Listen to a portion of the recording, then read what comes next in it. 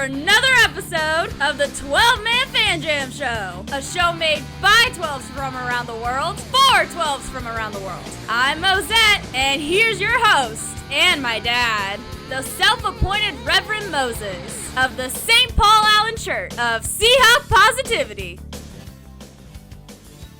Yes, welcome everyone to another edition of your 12-Man Fan Jam Show as your Seattle Seahawks get ready to take on the 49ers in the playoffs. Playoffs. The playoffs. So please do us all a big favor. Put your seatbelt on, put your seat up in the full upright position, put your tray table up, put your arms and hands inside the podcast at all times. And what can I tell you? On behalf of the 12-Man Fan Jam Show, I, Reverend Moses, would like to sincerely thank the people, the fans, the team of Detroit for doing us a big honor and letting us have another show. So thank you all so much. Jamal Williams. And Jamal Williams, especially Jamal Williams. We have a great show, a wonderful playoff edition of your 12-Man Fan Jam Show coming your way. But first, let's introduce the posse. There's Matt from merry old England. Hi, Matt. Good morning, Moses. How are you? Ready for some playoff football. What about you? This is a crazy year, man. It's a crazy year. My heart can't take this. Can't take it all. I'm an old, ex-smoking, morbidly obese Englishman with liver disease. I can't put up with this kind of game. It isn't ironic that we had to beat had to have Aaron Rodgers lose for us to come in. Do you know what? Aaron Rodgers should be grateful that he came second for a change. Oh, no! Ooh. Allegedly. He did come second this time. Wow. Okay. And oh, look, there's Statsman Mark. Hi, Statsman Mark. Dennis, how are you guys? This is so wonderful. One, that the season turned out the way it did, and two, all of the articles. I love this. All of the articles in the Bay Area, California are, "Don't worry, 49er fans, we got this." Famous last words. Like, to old acquaintance we forgot. No, we're gonna haunt your ass. You know, Love it. We can love do it, this. Mark. Well done. DeGino delivers. That DeGino's does deliver. And over there is our it's Will. It's our Will. Oh, yeah. Our new sound Shadowhawk. Will, hi Will. Hello, how are you? You're our Will. We're That good. was Abby. And here's our April. Hey! Oh, Oh, you're big sweetie. She's so well, she knows she's excited. on cam. Her go to hell look in her eyes is Yeah, spectacular, Will. Yeah. Get that Wow. camera out of my face. She's a cat, but she's got a really good resting bitch face. That's for She sure. does. Absolutely. I was getting her middle name could be Giselle there, Willie. Oh man, Mark. Once the little money gets excited. There's Dustin. Hi, Dustin. Hey, how's it going? Good. I love the room. Looking great, my friend. Thank you. Finally coming together, right before the playoffs. Of course. But we'll be ready for Took all next year, the season. 11th season. Yeah. 11th Getting season. it all we'll be set ready. up for the end of the season in a Yeah, few weeks. Perfect. And of course, there's my son, Little Mo, and of course, Abby. Hi, Little Mo. Yeah, Little Mo and I stayed up and watched the Packers and Lions game, and you said something about the head coach of the Lions. Would you like to share that with the rest of the crowd? Dan Campbell's got some big balls. He does! Yeah. And we thank him for that. We thank you for that. Mhm. And we thank him because that means we can do a playoff edition of your 12-Man Fan Jam Show. So let's see how that's going to be run. Yes, 12-Man Fan Jam Show playoff format is the same as the regular season format. Of course, quarter one, will catch us up on all the news from around the NFL. Quarter two, we will talk about last week's victory against the Rams. We'll probably talk a little bit about Detroit. I'm sure we will. At halftime is the best Seahawk team trivia game on the internet. 12-Man Fan Jam Show halftime trivia. Of the world. Me, And I believe, yes, I believe it was Little Mo. I'd even let Dustin say me. I know, you beat me to it. Nice. In the second half, we'll talk about that playoff game between your Seahawks and the 49ers. We'll have an injury report. We'll have fashion. We'll have weather. We'll have some numbers from Zordy, and of course, a servant of Seahawk Positivity. We'll take it all together, and we will make our predictions, our game balls, and our prognostications for that playoff game between the 49ers and the Seahawks. Of course, as you're watching the show, we like to remind you every week that We are on Facebook, 12-Man Fan Jam Show page. We do a great game day thread. You want to join that. It's a lot of fun. We have a lot of fun on that page as well. We are on Twitter at 12-Man Fan Jam Show. You're watching this show right now on the YouTube Positivity, Seahawk Positivity YouTube channel. And you can email us at 12manfanjamshow@gmail.com. And that the 12-Man Fan Jam Show is and always will be a Seahawk Positivity production. Before we go on to the news, I want to share a little bit of news here.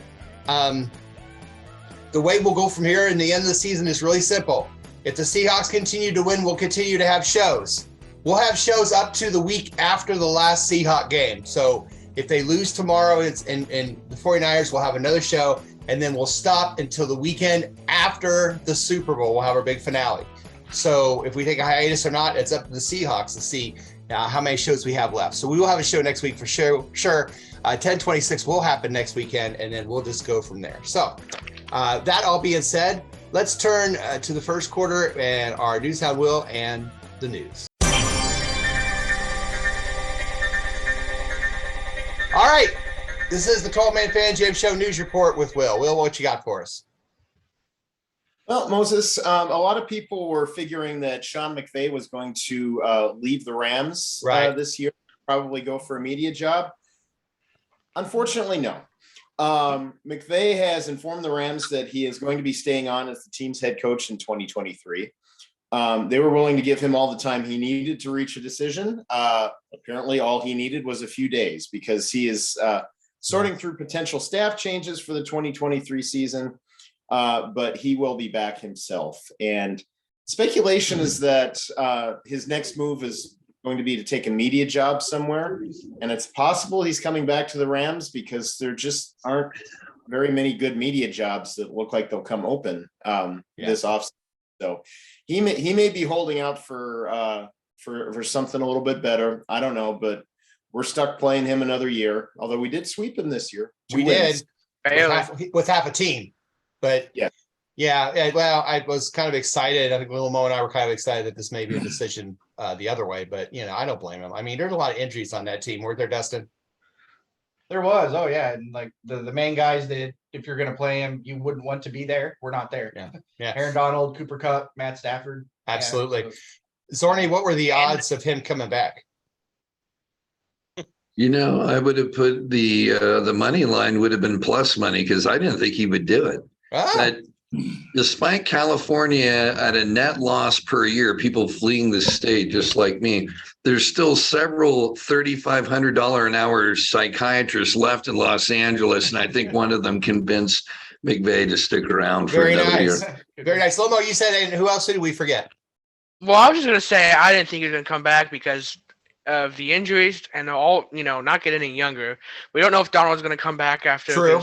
He's been, and Stafford with a neck thing. Mm-hmm. But then also they don't have draft picks, so it's like he's gonna rebuilding kind of ish. So you're right. I think they pick until 2025. Yeah, pretty much. Here's what I was hoping, and it could still happen, I suppose, was that he would leave the Rams, he'd do his media thing, and then when Pete Carroll did retire, that'd be the new coach of the Seahawks. Oh my God, what a dream! That's what I'm hoping. What a dream! What a dream! Matt, your thoughts? I also didn't think he was going to be going anywhere. There's certainly no major media openings at the moment for him to slip into, which is going to be worth his while. And also, I do have this sort of better the devil you know aspect when it comes to coaches. We know what he does. Yeah. We know he's going to be hamstrung for a few years at least because that team is unlikely to be competitive. We can't say that they won't be competitive because we weren't supposed to be competitive this year, and that didn't stop us. So at the end of the day, we know what he's about. But I agree with Dustin. I think that there's a level of opportunity for him further down the line to get into a team that he wants to be in, not necessarily ours, but you know what I mean? There are other teams that will become available over the few years. Yeah. At the moment, though, it's all a bit weird. Who the hell wants to go to the Broncos? Who the hell wants to go, to the Cardinals or to where, those teams nobody wants to touch with a barge pole, especially not Sean McVay. So I think he's right to hanker down and stay where he is at the moment. I think it's better the devil we know. I don't think they'll be competitive next year. And I think we have to wait for maybe 2-3 years to see what Pete's going to be doing at the end of that time. All right. And he's only 36, so it's not like he doesn't have time. So plenty of time. Plenty of time. Yeah. Will, what else you got for us? Well, Moses, my next item is about somebody who will probably not be going back to his current team next year. I'm talking about Jadeveon Clowney. Yeah. Who was sent home by the Browns the day after he criticized the coaching staff and admitted he refused to play on anything other than third downs when the Browns played the Raiders on week 15. Wow. Garrett commented on the situation saying, quote, "We just want volunteers, not hostages." Clowney responded by saying, quote, "You're all trying to get somebody into the Hall of Fame when all that matters is winning. Everybody got here for a reason and we can all make plays. I know I am." So Clowney later apologized for saying that the Browns were just trying to get Myles Garrett into the Hall of Fame. But Mary Kay Cabot of the Cleveland Plain Dealer, who originally posted Clowney's comments, says the teammate who overheard him making the comments said, quote, he asked Clowney if he was sure he wanted to say what he was saying. So the apology saying that my words in the locker room were not only taken out of context, but completely misrepresented. No, they weren't. No. Wow. So Jadeveon he probably is not going to be a Cleveland Brown next year. No, probably not. And hopefully not a Seattle Seahawk. I know he had one amazing game. Yeah, he really wasn't a good fit for us. He didn't do a lot. He didn't do a lot. That 49ers game was one of the best individual performances I have ever seen. And that was literally it. That was literally it, right, Little Mo? Yeah. Yeah. Like the Sheldon Richardson thing. Yeah, it's a Sheldon Richardson syndrome. Except he didn't really he didn't have an amazing game, but yeah, that's true. That's a good point. Just waiting for him to do something, and he just yeah. Well said. Well said. Percy Harvin was the same way, kind of thing. Like, oh man, this could be great, and it was not. Yeah, he was great. He was great in the Super Bowl, and that was it. That was it. Yeah. If you're going to be great in the Super Bowl, right? True. I mean, he has good timing, but still. Yeah. Although, ironically, we didn't really need the points in the Super Bowl, so it was kind of a useless run. He could have done it earlier. True. Yeah. He just made me feel better because after he returned that touchdown, I said it's over. But it was fun. That's what. Yeah. I'm sorry, just for Harbin, I just was like mumbling. As soon as Harbin returned it, man, that was the Make-A-Wish dream was coming true. I was done. Yeah, that was what they're going to score 30 unanswered on us in the second quarter. No. Just back to Clowney, I find it. I mean, I always believed that divas in the game were always offensive players. They were always either quarterbacks or wide receivers. They were your big. They were always the divas on the team. They were the ones, always them. The idea that defensive end is going to sit there and determine which play he's going to play on. Get your ass out there, man. But do you think that's because? But Matt, do you think that's because pass rushing is such a premium in this league that they've kind of up their money and they've upped their status a little bit? Yeah, I probably almost certainly that's probably is the reason why. But even so, you have to have a self-awareness. Yeah. That it's a team game. Unless you're the kicker, unless you're going to be doing that, unless you're going to be doing that game, that point at the end, it's a team game. And the idea, the trouble is also other teams are going to look at this as well and they think, well, do we want him? Exactly. Exactly. And he's not even like that, like amazing. That's like he earned it to do that. Not like any player will, but like he's not worth the headache. Yeah. My guess is he didn't have any gas in the tank. Yeah. He was like, he'll be a cowboy. He'll be a cowboy next year, probably. Yeah. We can all hope for that. You're probably right. At best, Shango will love him. Oh, Shango. God loves Shango. And we love Shango. Will, thank you so much for the news. Anytime, Moses. And that'll end the first quarter. That's the end of the first quarter, bitches. All right, coming up on this playoff edition of your special 12-man Fan Jam show, we're going to talk about that playoff game between the Seahawks and the 49ers. But before we do, hey, let's talk about that game last week against the Rams. A must-win for Seattle, went to overtime, and we'll talk about it right after this. Hey, this is Matt from merry old England, and you're watching the 12th Man Fan Jam show. No, I don't know why either. Perhaps it was a misclick.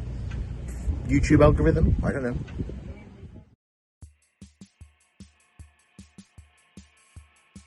Yes, welcome to the second quarter of a special playoff edition of your 12-man Fan Jam show. The Seahawks are going to play the 49ers this weekend in the playoffs. But before we go there, we got to talk about last week's game against the Rams. It was overtime, and the Seahawks needed somebody to come in and make a play. And no, Russell, no, Russell, no, not you, Russell, get out of the way.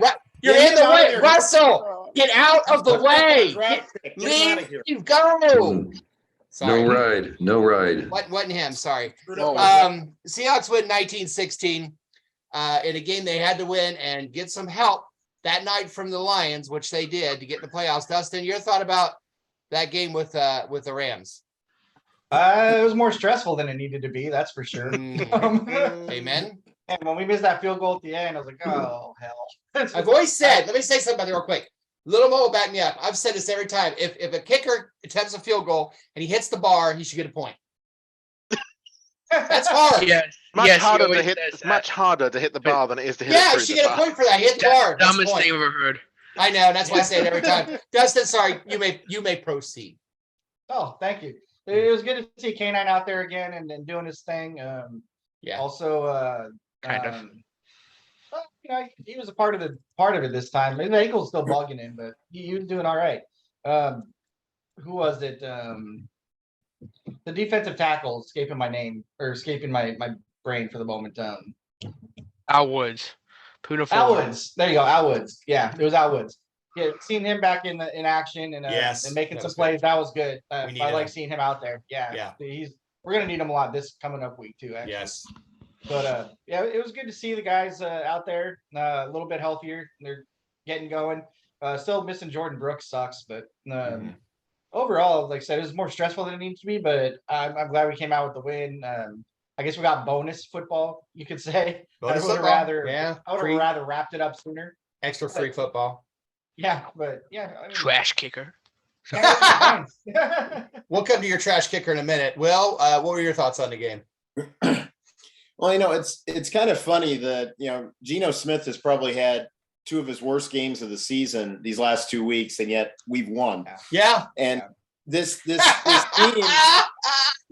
team, we just really can't seem to fire on all cylinders. Either the offense is doing great and the defense is non-existent, or the case of the last couple of weeks, the defense has been consistent and the offense just is stuttering. Absolutely. I'll give Geno credit. He was a great throw to Lockett on that touchdown. Oh, that was beautiful. He had 2 picks and a couple others that could have been picked. Oh, yeah. One thing I was very glad to see. I was glad to see K9 get plenty of touches and plenty of yards. Yes. I get tired of hearing the post-game press conferences where Pete's like, "Yeah, we wanted to run him more, and it just didn't happen." Well, you're calling the plays. Yeah. Hey, here's the idea. Make it happen. Who can possibly make it happen? But yeah, definitely play the game though. And something that I was saying in the whole second half and overtime, I was needing is like just one turnover. Yeah. And then Baker Mayfield throws that long pass. First, I see Jefferson wide open, and I'm thinking something I can't say on this podcast. Then I see Quandre Diggs running over. It's like, oh, can he get it? Can he get it? Yeah. Boom. So that was the play of the year from. And then he showed it. And they showed the Wagner on the way by. Yeah. I'm so lucky he didn't get flagged. Don't be doing that. I know. Yeah. Don't do that. But the pick was good. So I was very happy. Beautiful. That was a great pick. He was out there playing right field and just. Yeah, that was a great pick. Oh, you guys said pick. Russell, they said pick, but they weren't talking to you. Sit down. You don't got your pick. We got it. Sorry. We're talking about other teams and, being thankful for the Lions. Screw you, Chargers. You couldn't get just one more guys. Right? Yeah. May just fall 5. Talking about the penalty thing, though, where we're glad that Diggs didn't get one for that taunting. DK Metcalf, man, he has got to get his act together. He's lucky he didn't get flagged too. I didn't notice it during the game, but when Geno got that drew that unnecessary roughness penalty. Oh my God! DK got in Ramsey's face, and oh gosh. Yeah, I mean, I get it. You're standing up for your quarterback, but you have to be smart. Yeah. Let the linemen do that at least. Yeah. Exactly. Linemen are supposed to take bad penalties in defense of their quarterback, not receiver. Exactly. He could have got flagged. He could have got kicked out of the game for that. He could have. The fact that they didn't throw the flag was great. And then the funniest part of it was the delay and the flop. Oh yeah, Jalen the flop Ramsey by Jalen. That was tried awesome. to draw the penalty. He was God. full of brawn. He was in the wrong sport. He's the wrong football. Statsman Mark, what do you think about the game? Well, it's funny because before, I swear I love our kicker. You know, I'm sitting there and I'm like a kid because I'm expecting the game to be over. So I'm like, my kicker has a last name. It's Meyer. You know, I'm having like a good little kid kind of moment. And then doink. And boy, I almost had to call my sponsor. I thought I can't revert to old. We can do this. And then sure enough, you know, Myers comes through. Redemption. Well done. Maddie. But it could have been to old kicker's acquaintance we forgot, Dennis. It could have been. It was a little bit of memories of all those kickers we've had. Matt, what are your thoughts? I mean, I think it was an awful game for Geno Smith, but what a time to have an awful game, which is before the playoffs. So get all that crap out of your system because I can't have those first throw interception nonsenses. Good momentum. That can't be happening. Although if you are going to get an interception, you might as well get it on the very first opening drive or opening get out of the way because you've got plenty of plays to get it back. What I will say, one of the things which hasn't been mentioned yet, it was so lovely to see Bobby Wagner get a great reception, and so lovely to see Bobby Wagner have that sort of standing ovation. Amen. Of that game and watching him sort of just taking that crowd and just taking that moment. It's the one thing that I will never agree with our front office on. I have no idea why that man is not in our team, and I still not can accept it, and I will not accept it. It is an outrage to my mind. Another outrage in this game for me was the quality of the refereeing, because the penalties in this, which is always, it was awful. But hear me out. Yes, it's that there are situations where penalties were so obvious, even on the offensive line, where they're not calling holding plays. When there is no holding on the offensive line. Oh my God! Ever, never. And I don't understand it because I'm sitting there watching it happening in front of me, thinking, well, there's got to be a flag here somewhere. But clearly they've decided to ignore all of that nonsense.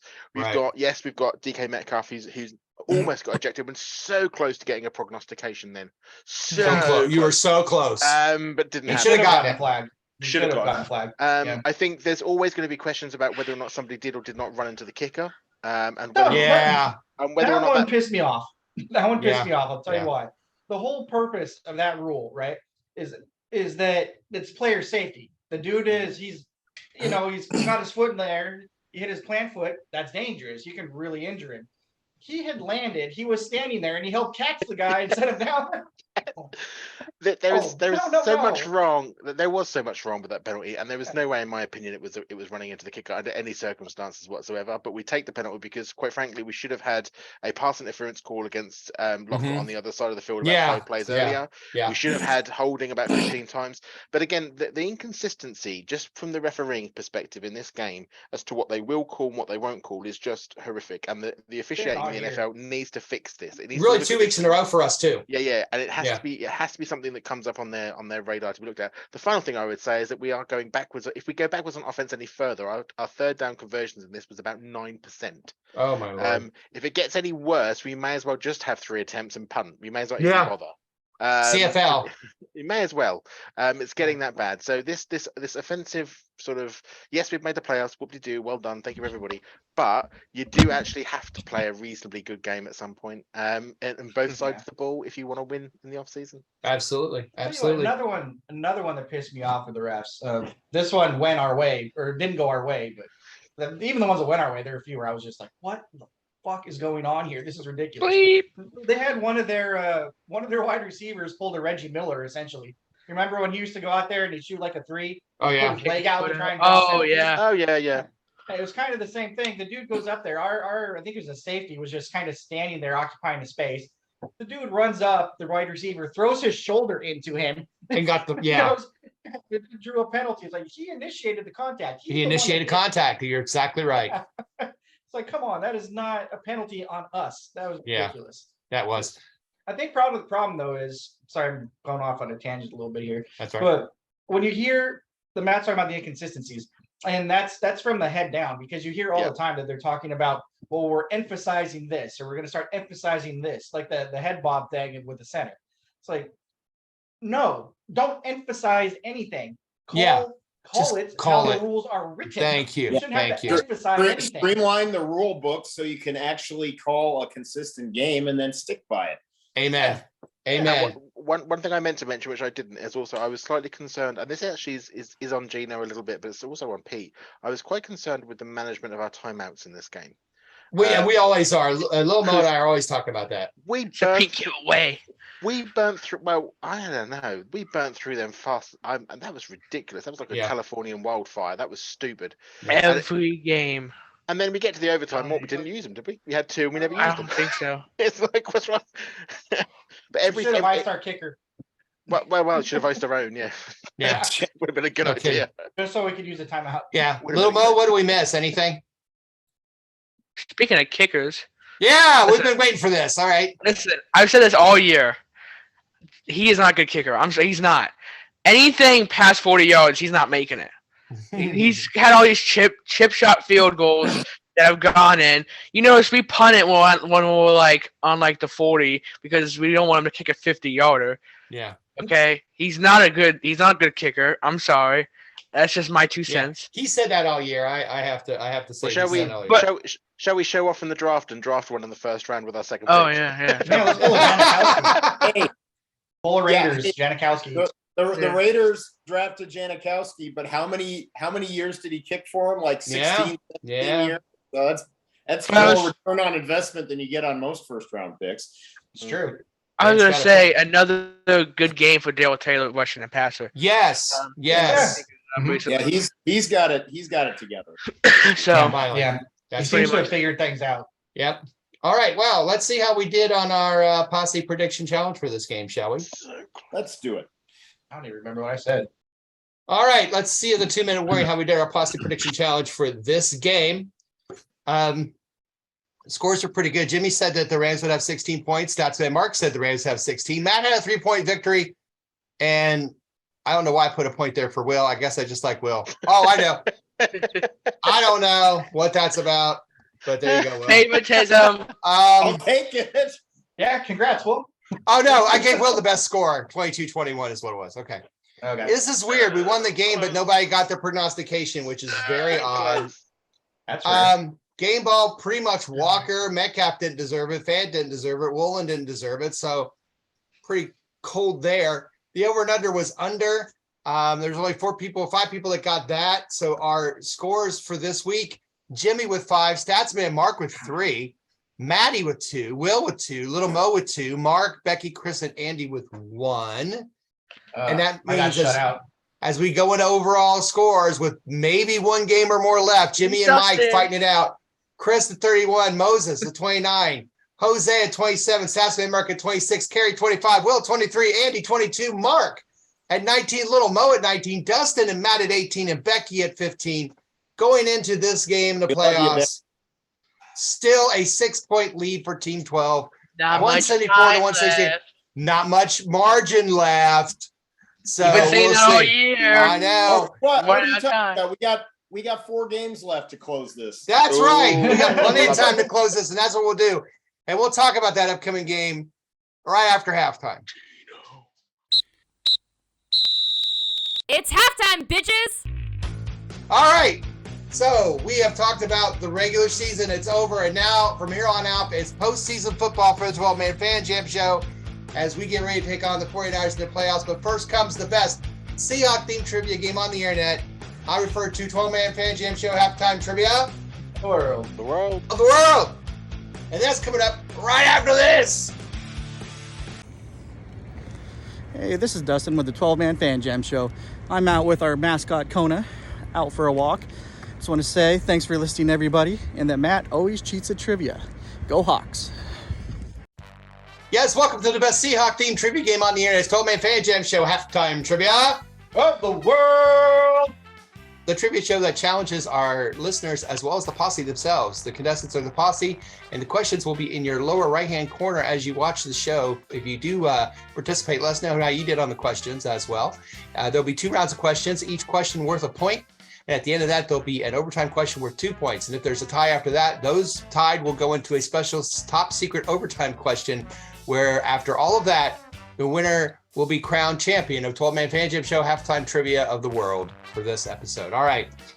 The topic is the season, and there's one question about playoffs. Yeah, playoffs. Little Mo, 1 through 5. What would you like? 1. All right. Matt. 2. Oh boy. I hear it coming. Good job. Will. 5. No. Oh, we ruined it. No, Monty Python. Boo. Oh, One, there's two. always 1. 2, 5. 3, sir. 3. Dustin, 3 or 4. 3. And Satsman Mark will have 4. All right, here we go. Remember, 1 per each 2 rounds. One time in the 2 rounds, you can reduce one of the answers. So from 3 to 2. All right. So you can't ask kids. No, you can't ask kids. Little Mo, here's your question. Yes. How many touchdown passes did Geno Smith throw in week 1 against the Broncos? 1, 2, or 3? Ooh. Okay, 1 to Disley, 1 to... I know. Pick me. It was 2. It was final 2. Answer. Sorry. You got it, it's 2. Jesus Christ. Congratulations. Hey! That was the hardest thing I've ever said. I'm sorry. That was so painful. That was a painful thing. All right. Matt. Hello. Hello. How many times did the Seahawks sack Jared Goff this season? 1, 2, or 3? Oh, it depends whether we had a good defense day or a bad defense day. You're probably right. That's a fair assumption. That game was like 48 to 45. Yeah. So, Let's go 1. Let's go 1. Wrong. 1. It was 3. 1. Ah. Sacked him 1 time. 1 time. 1 time. 1 I'm time. just setting an uncomfortable precedent here. Dustin. Yeah. You have the playoff question. The most points the Seahawks have ever scored on the road to playoffs was against what team? Atlanta, Green Bay, or Miami? The history of the Seahawks. Most points the Seahawks have ever scored on the road to playoffs happened in Atlanta, Green Bay, or Miami. I don't know what the score was when he played Miami. Okay. Well, don't Google it. I played Green Bay a bunch of times. 2011, 2012, when we played Atlanta. I don't feel like that was particularly high scoring, right? In the 20s, I think. Maybe 30. What about the other time? I don't remember this game at all, but I know that we played Miami in the playoffs a long time ago. That was our road playoff win, the first one we'd had or whatever. And then it was that way for like 30 years or something afterwards. Yeah. So, Chuck Knox. I'm going to stick with Miami. Go stick with Miami. Yeah. No, it was Atlanta by 1 point. Green Bay, Miami 27, Atlanta 28. And wasn't that like the 16 game, 17 game? Atlanta, yeah, 30 to 28 when Russell threw for 400 yards. Yeah. Okay. The year after. This is Russell's rookie year. Yeah. No. That was the first one. The Atlanta game. That's the first one. That's what he was talking about. We didn't The score that. second time it was 20 to 36, so we didn't get. Okay. Mark, how many times this season did the Seahawks sack Justin Herbert? Just take one away. Take one away? 1 or 3? Oh. It was a good game or bad game? Yeah. I gotta say 1. Story of a whole season. Gotta say 1. Come on. No, it was 3 times. 3 times. I knew Chandler Osu had like 1.5. I was going to put money on The odds were such in my favor, I thought. Will? Foiled again. Will, how many times did Geno Smith get sacked when he played the Giants? 1, 2, or 3? Geno. Geno. How many times Geno got sacked? Yeah. By the Giants. For the Seahawks. When they played the Giants this year. Let's go 2. No 7. Let's go 2. Middle of the road. No, it was 3. It was 3. All right. So here's where we stand. A little more. Matt have a point. Will and Dustin and Mark do not. So we have a second round of questioning. Lil Mo 6 through 8. What do you want? 6 through 8. Yeah. 6 through. I'm sorry. 6 through 10. Just let him go. 6 through 10. Yeah. Let me have my moment. Matt 7 through 10. 7. Oh boy. And he's gonna screw it up again. Will 8, 9, or 10. All right, fine. I'll take 8. No, team man. Dustin, 9 or 10? 9. Go 9. Yay! 9. Well, I hope you're all proud of yourselves. I feel deep, actually. That was my teacher voice, by the way. Yes, very good. Apparently, true story. This week I was sleeping, and suddenly I said, no, I was sleeping. And apparently, I literally said out loud, "Sit down." When you're dreaming about your job, you got problems. All And right. still nobody sat down. And nobody cared. Little Mo. And Moses was naked. No. Little Mo, when the Seahawks played the Jets, both teams had the same amount of first downs. Ooh. How many first downs did they have? 20, 22, or 23? Take one away. 23. It's either 20 or 22. It's a lot of first downs. A lot of first downs. I'm gonna go with 22. Final answer. That's my favorite number. It used to be my favorite number. Locking in 22. Lock it in, buddy. But guys, it's wrong. It's 20. Oof. Oh, phooey. Matt. Hello. Hello. When the Seahawks played the Cardinals in Arizona this year, how many rushing yards did Kenneth Walker have? 108, 109, or 112? Take one away, please. 108 or 109? I'll go with 109. Oh, you're always the optimist. It paid off. 109. 2 for 2. Matt's 2 for 2. What? Will. Say what? Will, yours is the playoff question. Okay. And if there's anybody in this group, I want to get a playoff question at you because you can tell us everything about this game, probably. Yes, he did.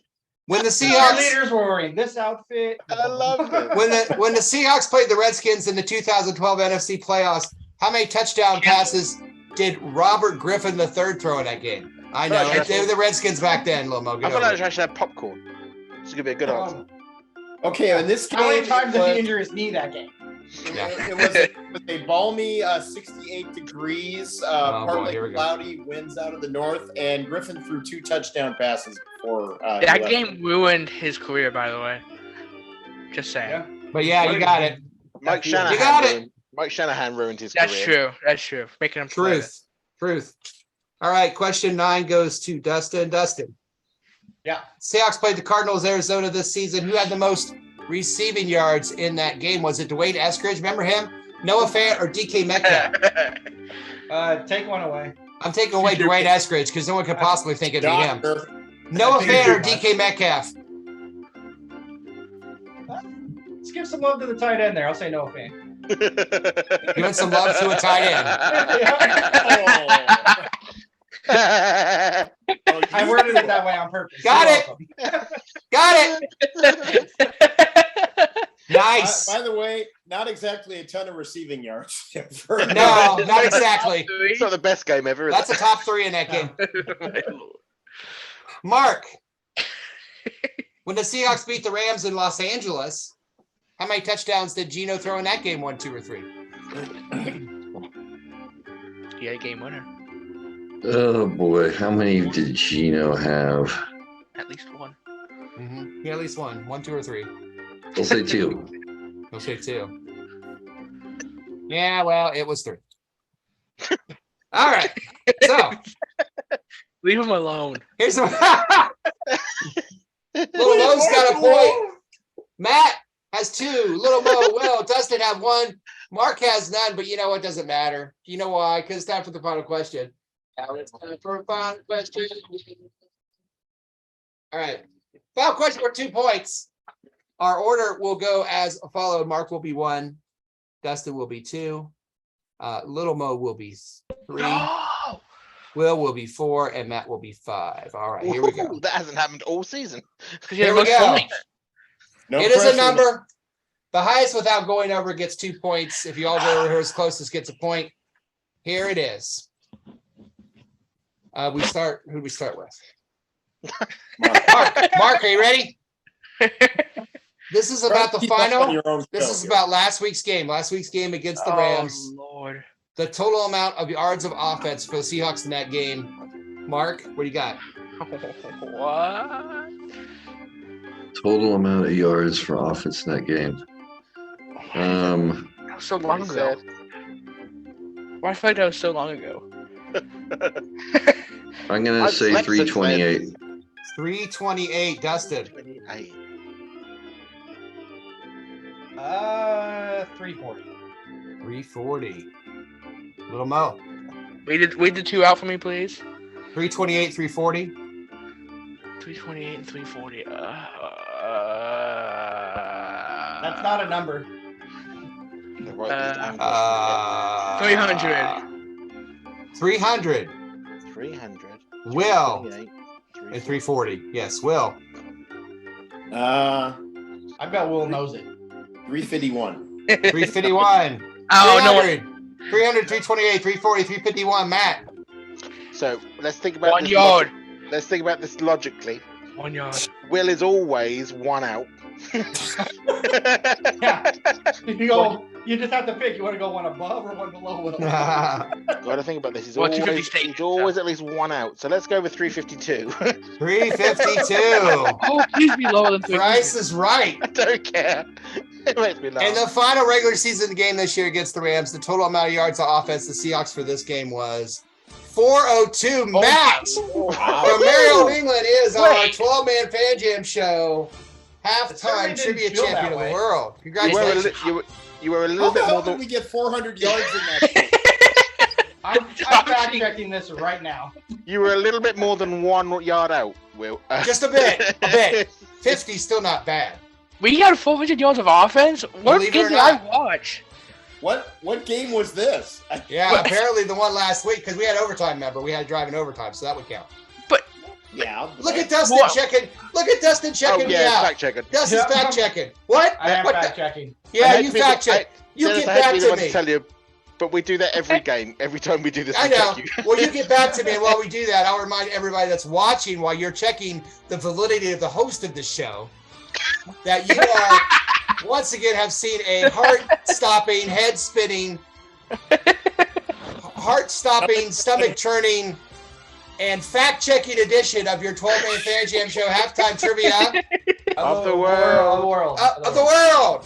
We'll be back. Maybe we won't. I don't know. I'll check with our fact department. I'll fact check it, and we'll get back to you maybe after this. Maybe not. Oh dear. You are watching the 12-Man Fan Jam Show, a Seahawk Positivity production. Holy shit, it's the third quarter! Yes, welcome to the second half of your 12-man Fan Jam Show playoff edition. And if you missed halftime, and I don't know why you're watching this show in the third quarter, if you fast forwarded just to get here and missed halftime, but we had a trivia question about the game last week, and Dustin fact checked me. So Dustin, would you like to share what you found in your fact check? Well, hold on. Before he goes, I will say I will defend Dustin because we all didn't believe you. So That is true. That's true. That's true. Yeah. That's true. That's fair. So That's I fair. said the number of yards the Seahawks had last week were 402. Dustin? I regret to inform the audience that that is correct. That is How about that, everyone? I did something stat- right. Yes. Stats are accurate. The stats were accurate. That's outrageous. So let's move on. I just don't believe you though.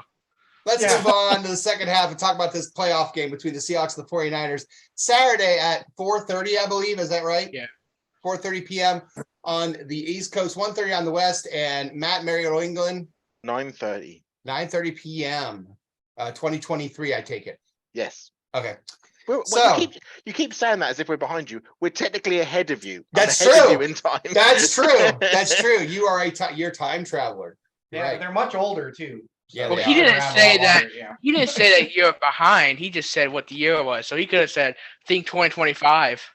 No, 2022, he said though. Matt, I will never Oh, comment yeah. about your behind. But it's 2023. So it's time to talk about that Seahawks 49er playoff game. What we do is we go through the injury report with our Dr. Dustin, unchecked by facts. Dr. Dustin, tell us the news on the 12-man Fan Jam Show injury report. Yeah, check his facts. All right, this is gonna be a quick one, guys. Both teams are relatively That's what she healthy. said. Quickie? Okay. All right. Sorry, You go might ahead. be too young to be making those jokes, but okay. I'm in high school. Yeah, I'm man. doing Hey, he's something. almost 18. Back off. He's in Oh, Indiana. okay. Yeah, There's a That's thing- true. we have a class for that in high school. Go ahead. cousins are just never mind. Oh no. Family tree's more like a family pole. Is that what you're saying? You know, They told me, don't put your son on the show. Oh, no, he'll be fine. It's our fault he's been corrupted. Yeah, right. So, Dustin, you said it was going to be short and sweet. So, yeah, back to business here. Back to business. All right, so we're going to start with the San Francisco 49ers.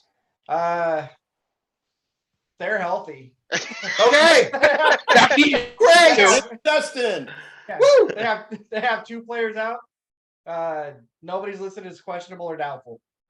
Quarterback Jimmy Garoppolo has a foot injury, and then cornerback Ambry Thomas has an ankle injury. Those are the only 2 listed. There are only 2 players designated with any type of injury status. All right, then you go to the Seahawks, also relatively healthy. We all know we lost Jordan Brooks. He's not playing. Nothing's changed on that front. Phil Haynes, 2 weeks. Guard of ours, Phil Haynes. He's got an ankle injury. He did not participate in practice. This is unfortunate here. Running back DJ Dallas has an ankle / quad injury. He had limited participation in practice. Oh.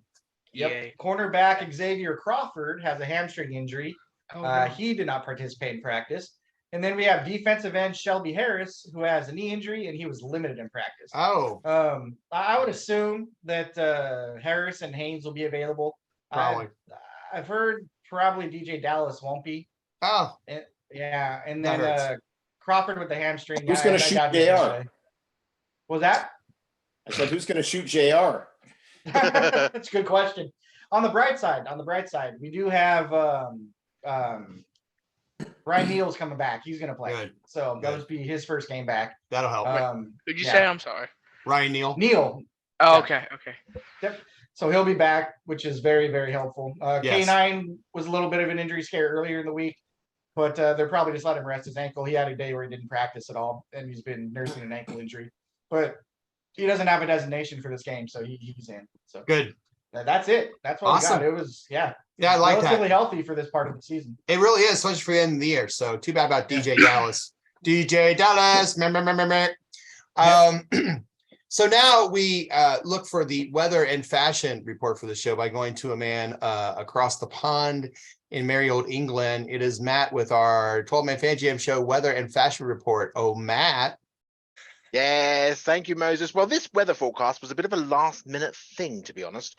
I had told Earl, do you remember Earl? Oh, yes. Well, I told Earl to tidy up all the weather stuff we had used this year. So the drone, the red flares, the German Met Office weather data. And I told him to take it down to the garage and deliver them there. But he must have misheard me because he took them down to a garage in Delaware, where apparently he stumbled across some sort of top secret US government documents that were hidden behind an old sofa. And I have to stress, we've managed to get most of our weather forecast actually this year from secret weather documents that have been found in the United States. I don't know what you're doing to keep your documents safe, but I don't think you're doing a grand job of it, to be honest, because Earl is literally stumbling upon them almost every week. In a garage. By my Corvette. So anyway, it was behind some old sofa or something. Some doddery old man who he described a bit like that pervert out of Family Guy wandering around. But anyway, one of those papers luckily happened to contain the weather report from the US military satellites for this upcoming game. What are the chances? So the weather report tells us that it's going to be light rain. It's likely to be raining throughout the game with highs of 55 degrees Biden and light to moderate southwesterly winds. Temperatures, as I say, sort of it's okay game. It's going to be a wet one, but we're good at that from Seattle, so it should be fine. Now, what to wear for this game? Well, I think making the playoffs this year is singly the greatest achievement of Pete Carroll's era since the Super Bowl victory, to be honest. Entirely improbable, absolutely undesirable, if you're the league, that is, and completely incredible for all us Hawk fans. So I thought for this game, you could go as either of any of the people who helped make this playoff run happen. You could go as GM John Schneider, who I believe holds the unique distinction now of the 2 most successful trades of the same quarterback in the history of the NFL, getting Wilson in 2012 in a 3rd round for next to nothing and winning a Super Bowl with him, and then trading him to Denver last year to get the highest draft pick ever for a playoff team, all from the same quarterback, which is just unheard of. You could also go as Geno Smith in any of his previous team jerseys. He's had a few. You can even take your own personal bench to sit on for 10 years if you'd like. You could even go as any of the current Detroit Lion players, who I take my hat off to them because they played Aaron Rodgers better than a rent boy who needs money and threatened to go to the papers. Allegedly. It was a metaphor. But for me, if I was going to be going to this game, there really is only one look for me. That's right. I would go as the architect of this outstanding season so far. That's right. I would go as head coach of the year, in my opinion, Pete Carroll, who knew what he had, knew what he could get rid of, and knew how to play the media in such a way that everyone thought he was in rebuild mode. I would complete that look with the iconic trainers, obviously, those really comfortable looking slacks he wears, endless supplies of chewing gum, and now, most shockingly to me, a baseball hat, which you can wear either forwards or backwards. I mean, that's just who knew? Who knew? Or even weirder than that, you can have a scooter. This is also Oh my god, that was so funny. But whenever you go dressed in, remember to throw a Hawks jersey over there, and you should be fine. With all that being said, it looks like it's going to be perfect Seahawks playoff weather. So Moses, it's back over to you.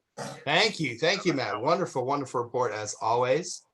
You're welcome. We were frozen with excitement for a while, but I'm glad that you're here. Yeah, we were. Let it go. Well, let go. And now it's time to look at the numbers for this weekend. We want to remind you that this is done for entertainment purposes only, but it is our own Statsman Mark with Mark by the numbers. Mark, what you got for us this week? Well, first off, as Matt spoke about, the weather is obviously gonna play a factor. And since we're limited on games, I am going to involve us for the first pick. Oh, okay. And well, it's funny because I was wondering what the line would be, and Seattle is a 10-point underdog. Yeah. And that's a lot for a division game and I think for several reasons. So I'm going to take Seattle in the 10. We got to do the points. Nice. That will be our underdog. And this is just interesting in general, what's going on in Baltimore, but I like Lamar's style with rainbow Oakleys or purple haze Oakleys saying, I'm not quite feeling well. Well, the Ravens are going to take a beating. So I'm going to take Cincinnati minus that 9 points. And then, you know what? Anything involving Dallas is always wacky. I can't even pick a side in this game, but I'm going to go over 45.5 for Tampa Bay and Dallas. Nice. And I would love it. Can you imagine the Cowboys just losing that game? Oh, it would be beautiful. It would be beautiful, anyway, even though it means that Brady would win. But so those are your playoff. All right. Those are your playoff things. Well done, Statsman Mark. We appreciate it. And now, please be upstanding and welcome our own Reverend Moses from the St. Paul Allen Church of Seahawk Positivity for his sermon for this upcoming game. Reverend. Yes, it is I, Reverend Moses of the St. Paul Allen Church Seahawk Positivity. How is everyone this evening? Evening, Reverend. My goodness, my hat was crooked. I had no idea. I've been rushing around the congregation, spreading the good word of Seahawk Positivity. Oh, here we are, my brethren. Here we are. Regular season has ended, and 18 of the NFL 32 teams are already on vacation, but ours is not, as we continue down the promised land to bask in the warm glow that is Seahawk Positivity reading of the 2022 NFL postseason, chapter 1, verse 7 to 12. I got to get shade because my hair is getting stuck in my throat. It's disgusting. So as we continue towards the promised land, we travel down the land of trolley cars where we're met by those who dig for gold. We rise up in the name of Seahawk Positivity to beat those who are of the 7 squared.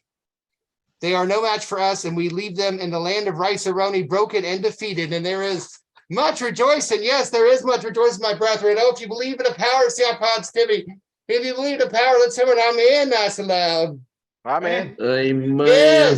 Yes, and if you believe in the power to give our offense the ability to score more than Clint Eastwood on a Dirty Harry Callahan film festival, let's hear it. Amen, nice and loud. Amen. Amen. Look it up. It's funny. If you believe in the power to give our defense the ability to make Brock Purdy look ugly, let's hear it. Amen, nice and loud. Amen. Yes. Amen. That's the power, my brother. And oh, we are loud and proud. This is one case where 12 is bigger than 49. Yes, Desmond, I just did math. Get over it. This has been your self-appointed Reverend Moses of the St. Paul Allen Church Seahawk Positivity. Go forth, my brother. Go forth and spread the good word of Seahawk Positivity. Praise Lord and praise Cortez. Praise Walter Jones. Praise Penny Easley. And as always, go Hawks. Coming up next, it will be our predictions, our prognostications, and game balls for that playoff game between the Seahawks and the 49ers. And we'll be right back just after this. You are watching the 12-Man Fan Jam Show, a Seahawk Positivity production. It's the fourth quarter, bitches.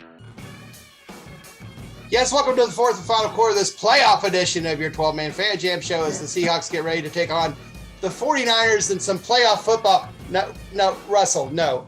You're not in the playoffs. Go. Russell, you're not in the... I know you're excited. That's right. All right. Anyway. Or the Pro Bowl. You're not there either. Let's take on predictions, prognostication, and game balls. First for Team 12, Jose. I'm going to go with my heart and say 16-13 Hawks prognostication. Kobe Bryant gets a turnover, game ball to K9. Mike, seemingly impossible, but I got to stick with my team. The next NFL movie will be titled Any Given Saturday. Seahawks 23, Winers 20 prediction. Myers makes 3 field goals or more, game ball. Walker the runner. I thought that was it. Walker the runner. That was very clever. Carey, Seattle 24, San Francisco 21. Woolen gets an INT. Lockett gets a game ball. Jimmy, extremely tough game against maybe the best team in the NFC, in my opinion. I think the weather will be a major factor. Niners running game is on point, but I'm calling for the upset. Hawks win 2017, game ball to Walker. Prognostication defense with 3 or more sacks. Becky, 30-23, Metcalf game ball. Lockett, touchdown, her prognostication. Little Mo, what you got? All right. So, how we're going to win this game is stopping their run and running the ball for us. Yep. So, I'm going to go, we hold McCaffrey to under, 100 yards rushing. Is that fair? Wow. Yeah. I think that's fair based on the fact that he kills us. Yeah. And then I'm going to have K9 be the game ball. And then I'm going to go with 2013 Seahawks. Ooh. Okay. 2013. You know what happened that year? Oh, hey. Sure. Well said. I like it. Yeah. Team Posse, Chris. Hawks 24-21. Myers gets a 50-yard field goal. Game ball to Walker. Sorry. Andy, Seattle 27. Niners 21, game ball K9, and I'm sticking with my old overused prognostication of the defense finally scoring. Stats fan Mark, how are you, sir? Good. Good. What you got for us, sir? Well, we got overcast skies. Because of the rain and I just, the way the NFL is this year, this is going to be Seattle 22-20. All right. Oh. Which actually the over under when I was looking up for our game, that's actually a half point under. Yeah, 42.5 is the over under that we're going to use, right? I'm going to have Diggs is going to continue his interception streak and get another pick. All right. And then the game ball, I'm going to go with Parkinson is healthy. Colby, right? Yeah. Mm-hmm. Yeah. All right, I'm going to give him a game ball. The tight end will factor in somehow. Just don't pick Disley. Yeah, don't pick Disley. Yes. Yeah, Uncle Will may not make this one. Uncle Will probably won't be there. Dustin, how's Kona doing? We saw our 12-man fan jam show other mascot Kona there. Oh, she's good. She was just giving hugs. That's awesome. That's awesome. What do you got for us, sir? Well, kind of similar to what a lot of people are thinking. It's going to be a rainy, wet mess on that field. Team's going to need some long cleats, and whoever has the better run blocking game, I think is going to win this game.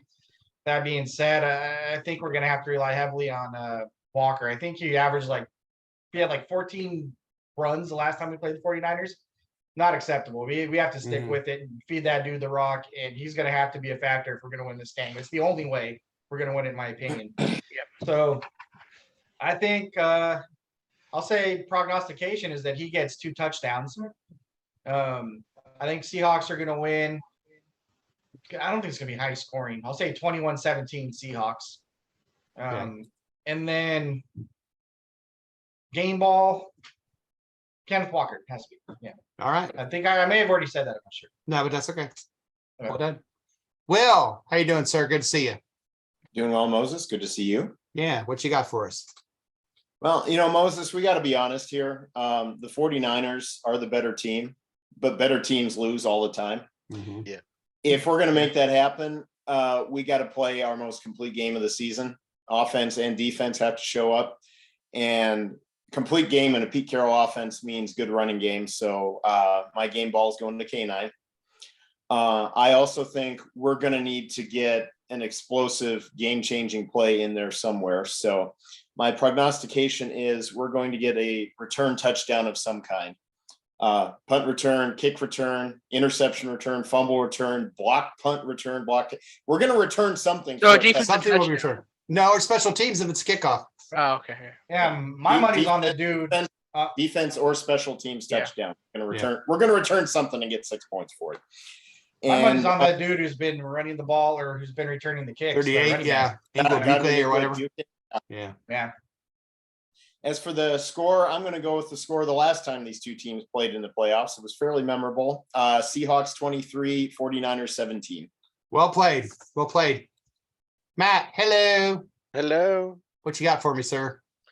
Well, I'd like to reassure everyone I will be watching the game and I will be on standby to send the necessary dog phone request for an interception. Please do. Yes. As I did last time and was rewarded. And it worked. And it worked the next play. Absolutely. I'm going to go with the Seahawks 24, 49ers 23. I agree entirely with Little Mo. And Dustin, this is absolutely run has to be established and run has to be stopped. And if you don't do either of those two things, you are not going to win this game. So Woods and Lyon better be ready for McCaffrey. I'm going to give my game ball to Walker. My prognostication is Walker with more yards rushing than McCaffrey. That would be nice. I like that.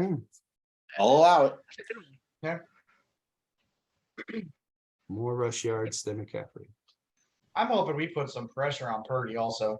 Oh, we better do something with him. Make him throw the ball first. We need to make him have a Purdy bad game. All right. Bad game. Oh man. My turn. Cancelled.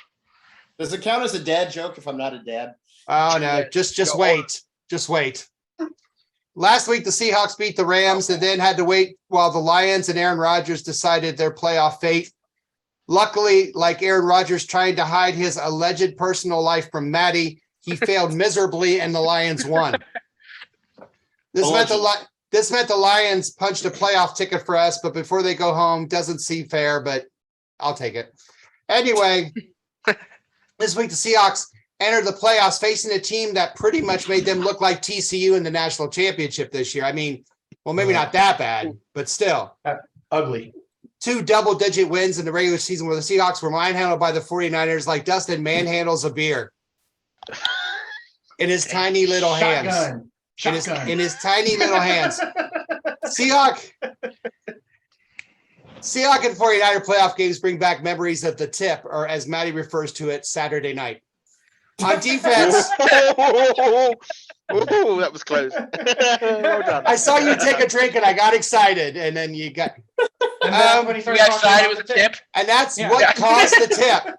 On defense, the 49ers have the #1 defense in the NFL, led by Joey Bosa, who likely still refers to Donald Trump as still my president. What? It's Nick Bosa, but it's okay. Nick Bosa, thank you. No one fact checked. Joey's brother, Nick, thank you. Referred to. Let me Google that.